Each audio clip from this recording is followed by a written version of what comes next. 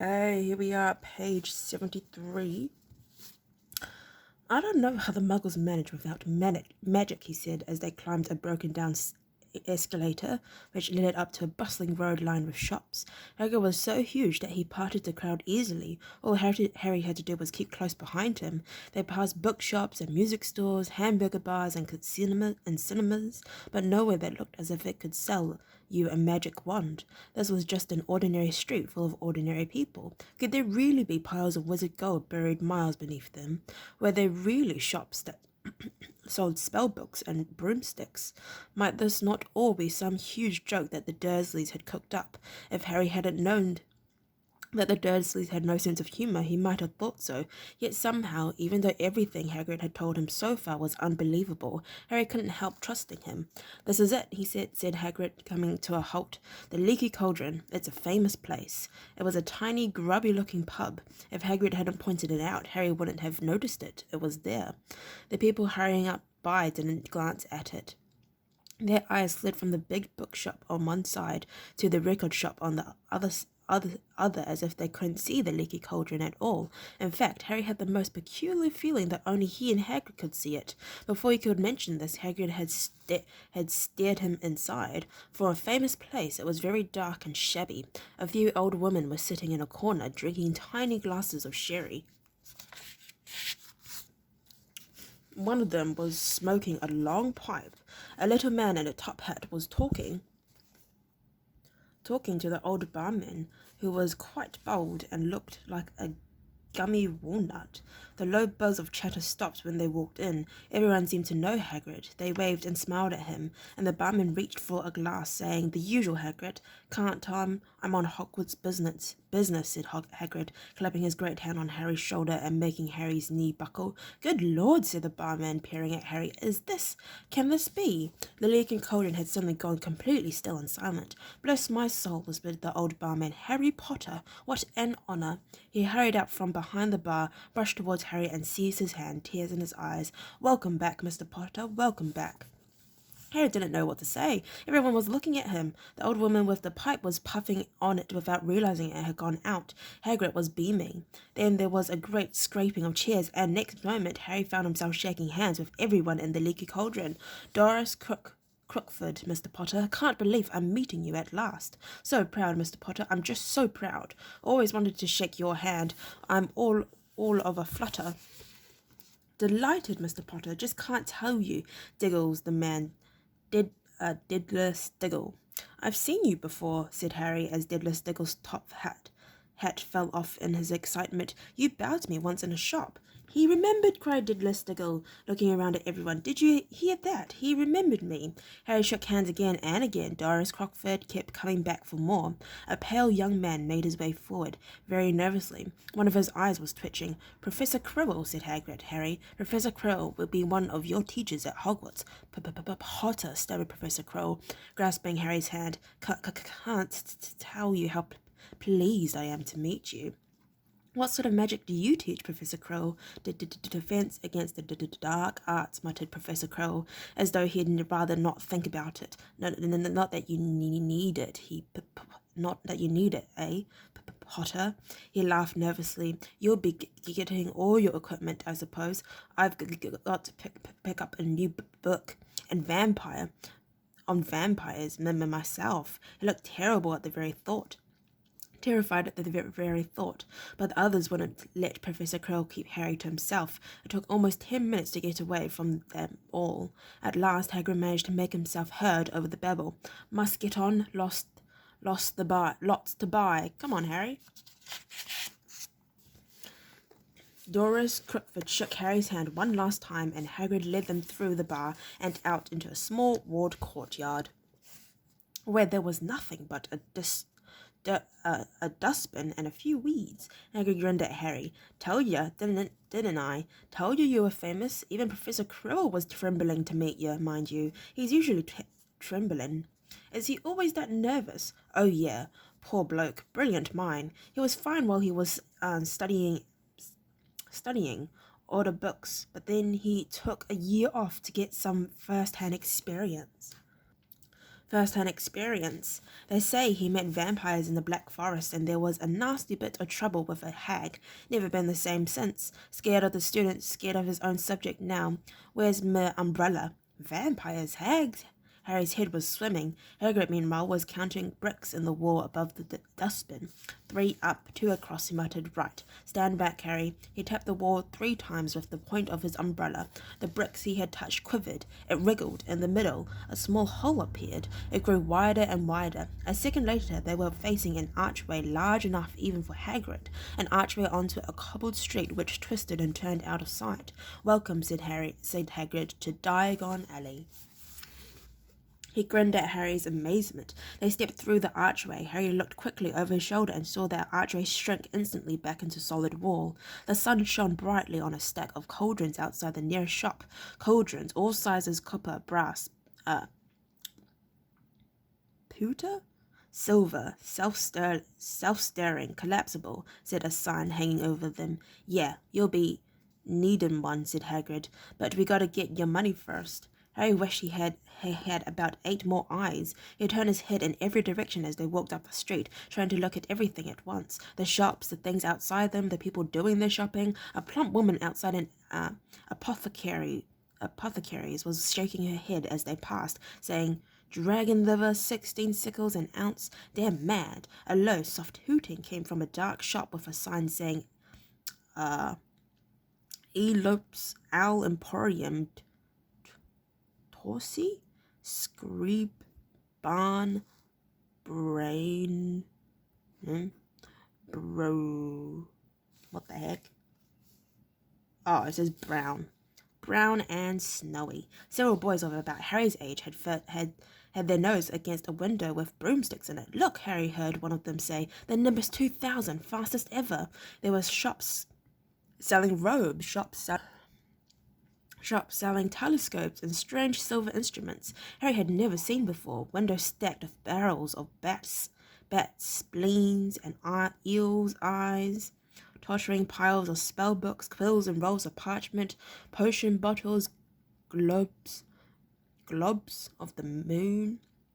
Gringotts, said Hagrid. They reached a snowy white building which towered over the other little shops. Standing beside its burnished bronze doors, wearing a uniform of scarlet and gold, was Yep, that's a goblin, said Hagrid quietly as they walked up the white stone steps towards him.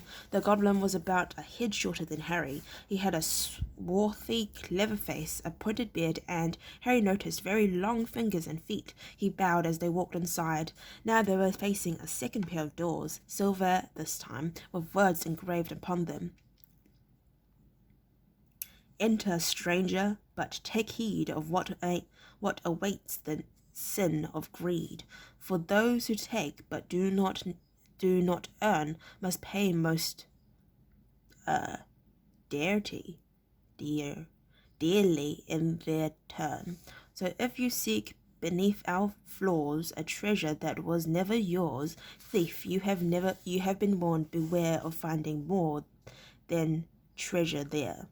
Cool. Like I said, you'd be mad to rob it. You'd be mad to try and rob it, said Hagrid. A pair of goblins bowed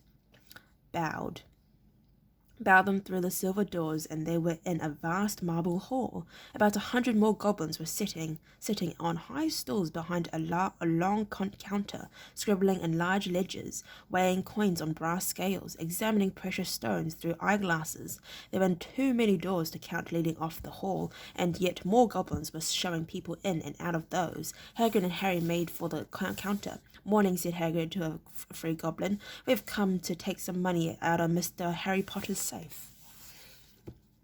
You have his keys, sir. Got it here somewhere, said Hagrid, and he started emptying his pockets onto the counter, scattering a handful of mouldy dog biscuits over the goblin's book of numbers. The goblin wrinkled his nose. Harry watched the goblin on their right, weighing a pile of rubies as big as glowing coals. Got it, said Hagrid at last, holding up a tiny golden key. The goblin looked at it closely. That seems to be in order, as And I've also got a letter from Professor Dumbledore, said Hagrid importantly, throwing out his chest. It's about the you-know-what in the vault 713. The goblin read the letter carefully. Very well, he said, handing it back to Hagrid.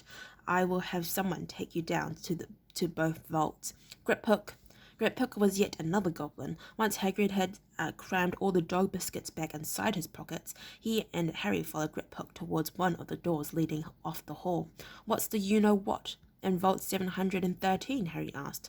Can't tell you that, said Hagrid mysteriously. Very secret. Hogwarts business. Dumbledore's trusted me.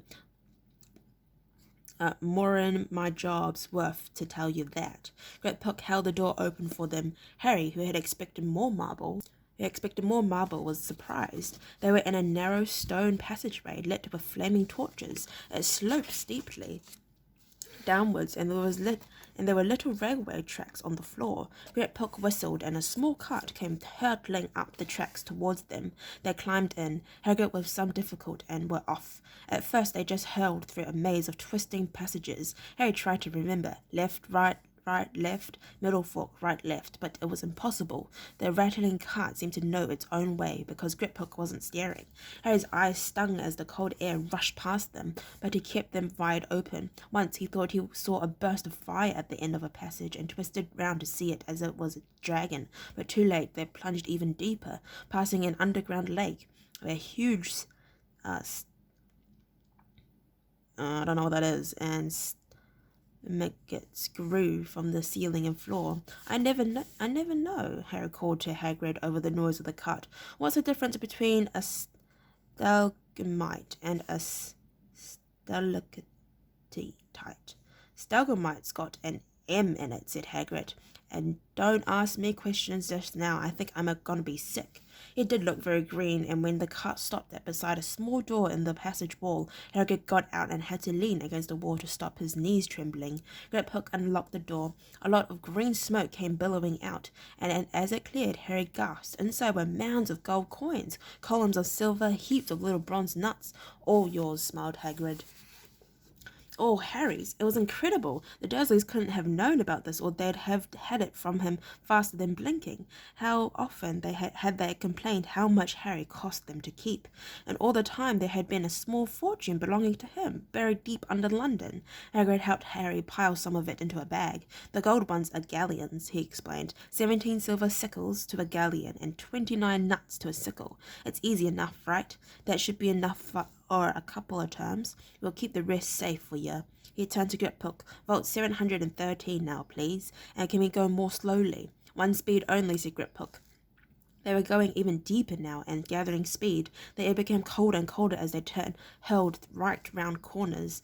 They went rattling over an underground ravine, and Harry leant over the side to try and see what was down at the dark bottom. But Hagrid groaned and pulled him back by the scruff of his neck.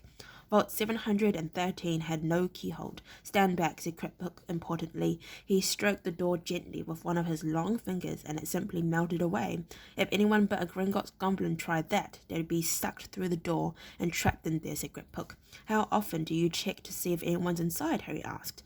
About once every 10 years, said Griphook with a rather nasty grin. Something really extraordinary had to be inside this top security vault, Harry was sure, and he leant forward eagerly, expecting to see fabulous jewels at the very least.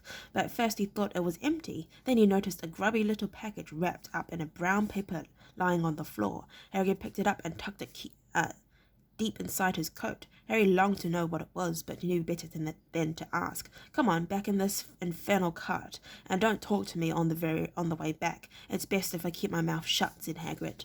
One wild cart ride later, they stood blinking in the sunlight outside Gringotts. Harry didn't know where to run first now that he had a bag full of money. He didn't have to know how many galleons there were to a pound to know that he was holding more money than he'd had in his whole life, more money than even Dudley had ever had.